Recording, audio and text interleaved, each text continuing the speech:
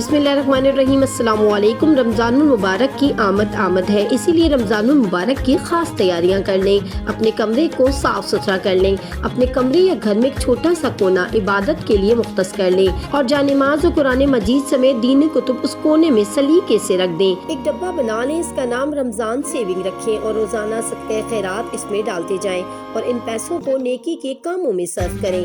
कोशिश करके किसी मुफलिस खानदान को इफ्तारी में जरूर शामिल करें। कुरान की वो सूरत जो आपको बहुत पसंद हो, इसे ज़बानी याद करने की कोशिश करें। कसरत से इस्तग़फ़ार करें। अपनी हाजात ज़रूरियात अल्लाह के सामने रखें। बहन भाइयों, रिश्तेदारों, दोस्त अहबाब और महरूमीन के लिए रोज़ाना दुआओं का एहतमाम करें। कुरान मजीद को तर्जुमे और तफसीर के साथ समझ कर पढ़ें और उस पर अमल करने की कोशिश करें और अपने रमज़ान राशन में ज़रूरतमंदों का हक ज़रूर निकालें।